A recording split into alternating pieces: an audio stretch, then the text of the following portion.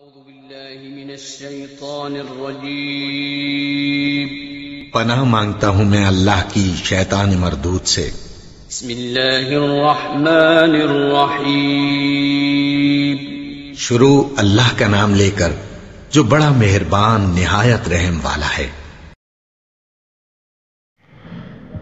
أعوذ بالله من الشيطان الرجيم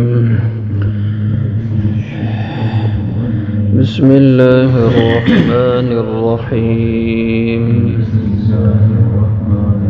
ولا تؤتوا السفهاء أموالكم التي جعل الله لكم قياما وارزقوهم فيها واكسوهم وقولوا لهم قولا معروفا وابتلوا اليتامى حتى إذا بلغوا النكاح فإن آنستم منهم رشدا فادفعوا إليهم أموالهم ولا تأكلوها إسرافا وبدارا أن يكبروا ومن كان غنيا فليستعفف ومن كان فقيرا فليأكل بالمعروف فإذا دفعتم إليهم أموالهم فأشهدوا عليهم وكفى بالله حسيبا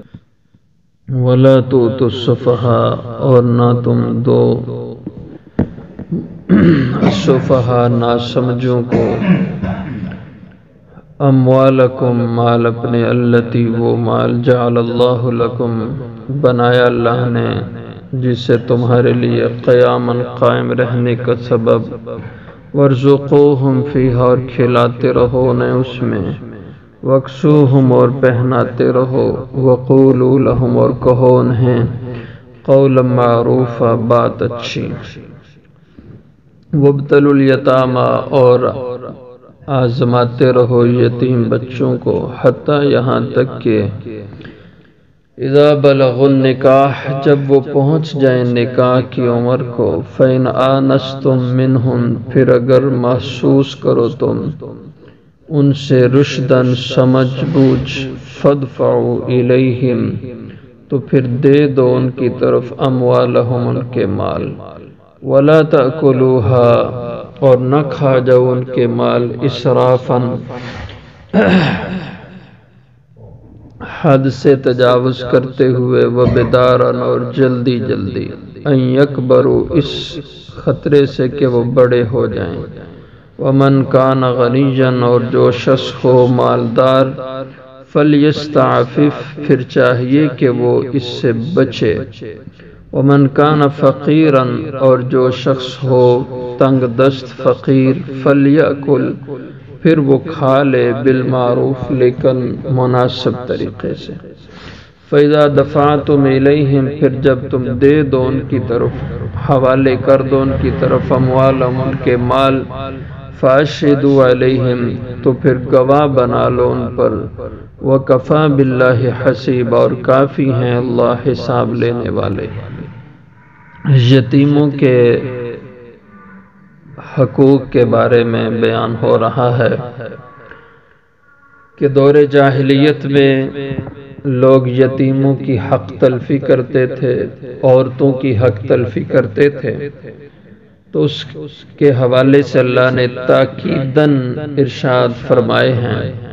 کہ ان کے مال اور ان کی جائیداد جو ورثاء ہونے کی نسبت سے ان یتیموں کو ملی ہو تو اس میں کوئی بھی چیز لینا تمہیں جائز نہیں ہے اور ان کی پوری خدمت کرو جب تک جوان نہ ہو جائیں ان کی دیکھ بھال کرو ان کا مکان ان کا مال ان کی زمین سب کی حفاظت کرو جب وہ جوان ہو جائیں سمجھدار ہو جائیں تو پھر یہ چیزیں ساری امانت سمجھ کر ان کو واپس کرو یہ تمہاری ذمہ داری ہے لیکن اگر کوئی یتیم نادان ناسمجھ ہے ابھی اور وہ بالغ تو ہو چکے لیکن ابھی سمجھدار نہیں ہے بے وقوف ہے، نادان ہے، ناسمجھ ہے، تو فرمایا اس کو جب تک سمجھدار نہ ہو جائے اس کو اس کا مال اس کے حوالے نہ کرو، کیونکہ وہ اس کو ضائع کر دے گا، لوگوں کی باتوں میں آ کر وہ اپنا پیسہ اڑا دے گا، زمین مکان سب کچھ کو بیچ ڈالے گا اور پھر بعد میں وہ پریشان ہوگا۔ اس لیے جو ناسمجھ ہوں ان کو جب تک سمجھدار نہ ہو جائیں ان کو ان کا مال ان کے حوالے نہ کرو۔ وَلَا تُؤْتُوا السُّفَهَاءَ، اور نہ دو بے وقوفوں کو، ناسمجھوں کو، اموالکم، مال اپنے، التی، وہ مال، جعل اللہ لکم قیاما، جس مال کو اللہ نے بنایا تمہارے لیے قائم رہنے کا ذریعہ، یعنی تمہاری زندگی کا ذریعہ اس مال کو، پیسے کو اللہ نے بنایا۔ ظاہر ہے جب آدمی کے پاس پیسہ ہو تو کھانا پینا اس کا اچھا رہے گا، رہن سہن اس کا اچھا ہوگا، اور جب رہن سہن کھانا پینا اچھا ہو تو پھر صحت آدمی کی تندرستی رہتی ہے، اور اگر یہ چیز نہ ہو تو پھر آدمی کا کھانا پینا بھی کمزور ہو جائے گا، رہن سہن بھی کمزور، برے حال کا، جس کی وجہ سے اس کی صحت پر، اس کے جسم پر اس کے برے اثرات پڑتے ہیں۔ اس لیے فرمایا کہ اللہ نے اس مال کو تمہارے قائم رہنے کا ذریعہ اور سبب بنایا، اور یہ اللہ کی نعمت ہے، اس لیے اس کی حفاظت کرو، اور اس مال کو نادان، ناسمجھوں کے ہاتھ میں نہ دو کہ وہ اس کو دینوں میں اڑا کے رکھ دیں۔ وَارْزُقُوهُمْ، اپنے پاس ان ناسمجھوں کا مال رکھو، اور اس مال میں سے وَارْزُقُوهُمْ، انہیں کھلاتے رہو، وَاکْسُوهُمْ، انہیں لباس بھی اسی میں سے دیتے رہو، پیسہ انہی کا ہے لیکن تم اس کی حفاظت کرو، اور اس کو کھانا مناسب جو صحیح طریقے سے اس کی صحت کے لیے مفید ہے وہ اس کو دو، اس کا لباس بھی اس کے پیسے میں سے اس کا انتظام کرو۔ وَقُولُوا لَهُمْ قَوْلًا مَعْرُوفًا، اور انہیں بات کہو، بات اچھی، یعنی اگر کوئی انہیں عزیز رشتہ دار اکسائے، بھئی پیسے تمہارے ہیں اور قبضہ جما کے تمہارا چاچا بیٹھا ہوا ہے، تمہارا ماموں قبضہ جما کے بیٹھا ہوا ہے، تمہارا بھائی اس نے تیرے مال پہ قبضہ کیا ہوا ہے، اس کو کہے اپنا تیرا مال واپس کرے، تیری زمین دے، تیرا مکان دے، لوگ اس کو اکسائیں، وہ تم سے لڑائی کریں، اور تم غصے میں جذبات میں آ کے کہو لے دفعہ اپنا مال لے لے۔ اب وہ تو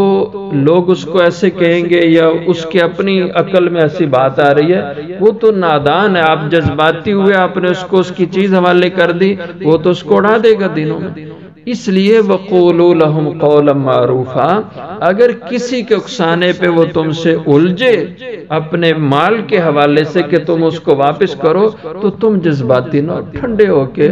اس کی باتیں سنتے رہو، اس کو سمجھانے کی کوشش کرو، بھئی سب کچھ تمہارا ہے، میں نے کچھ نہیں لینا، لیکن ابھی وقت نہیں ہے یہ تمہارے حوالے کرنے کا، ابھی تھوڑے سے تم بڑے ہو جاؤ، سمجھدار ہو جاؤ، پھر یہ سارا کچھ تمہارا ہے، میرا تو ہے نہیں، یہ تیری چیز ہے، تجھے ہم دے دیں گے لیکن ابھی کچھ صبر کرو۔ تو ان کو اچھے طریقے سے سمجھاتے رہو، غصہ نہ کرو ان سے، اور اگر وہ ایسی کوئی بے وقوفی کی بات کریں تو تم جذباتی نہ ہو اس کے مقابلے میں، کہ اس میں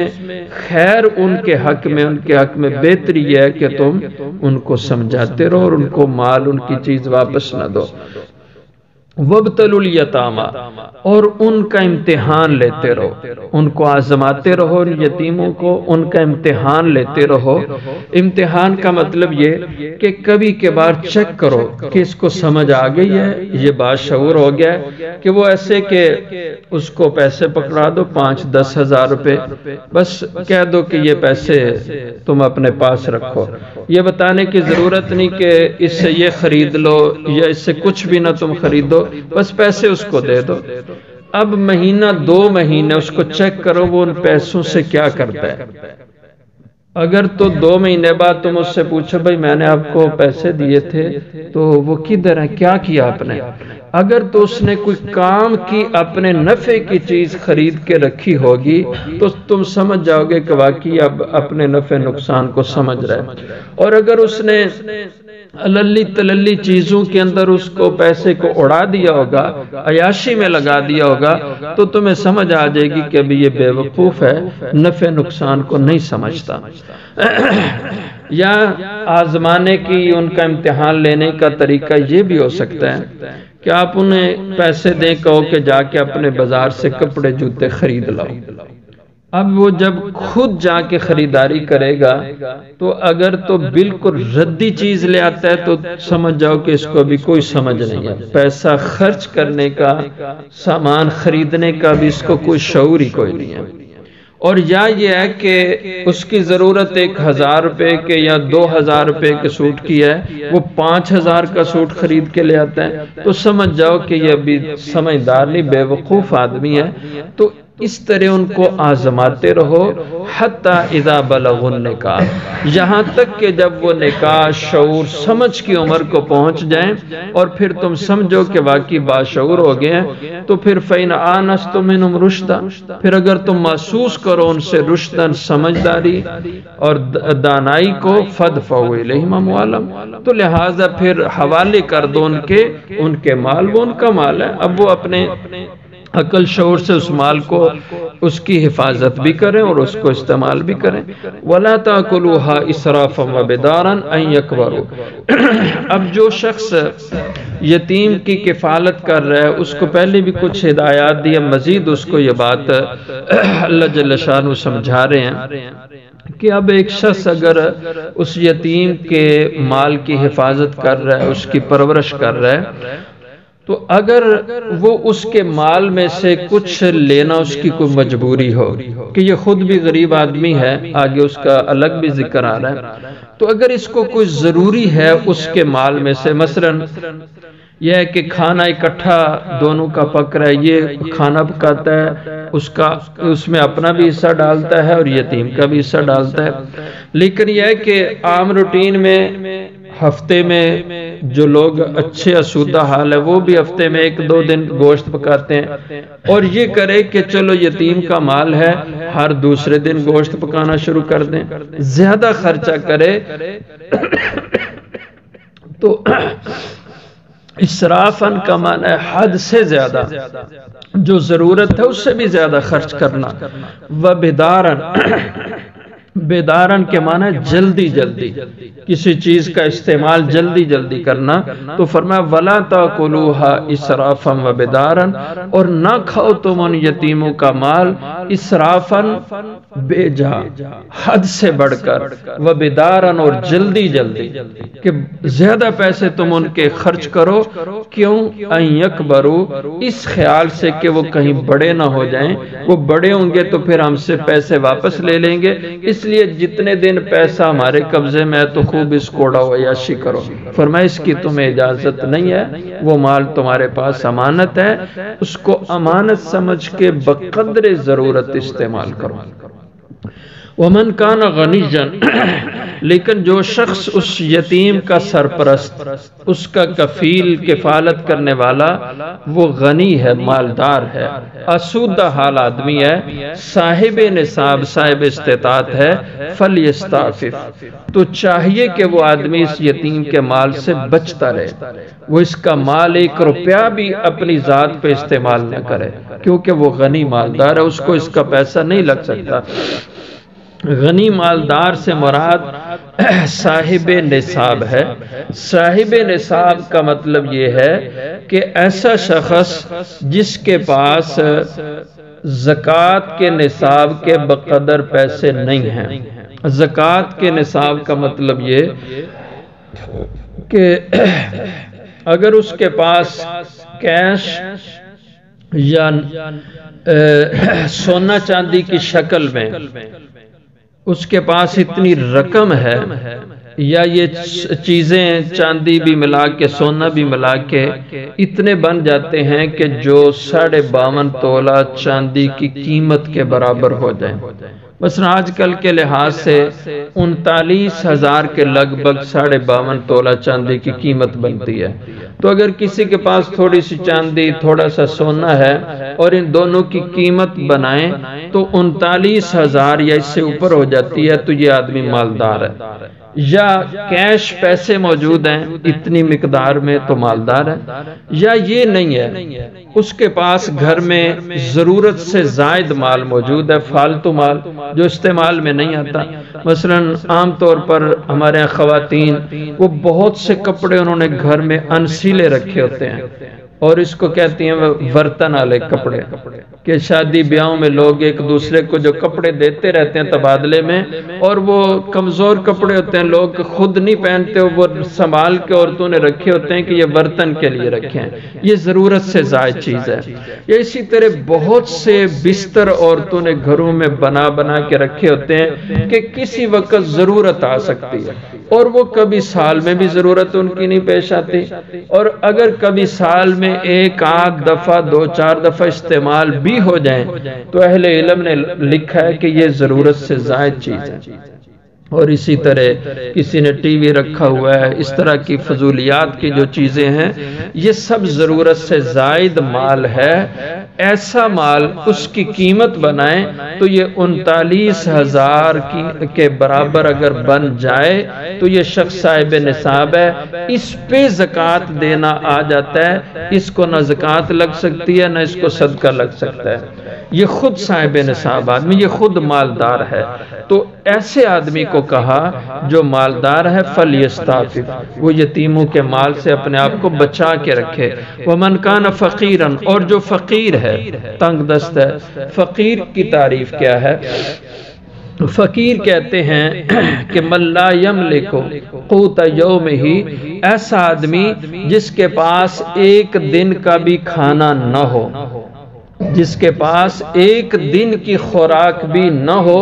یہ شخص فقیر کہلاتا ہے۔ اور جس کے پاس ایک دن کی خوراک موجود ہو تو ایسا اس سے زیادہ نہ ہو، یہ مسکین کہلاتا ہے عربی کے لحاظ سے۔ تو جو شخص فقیر ہے،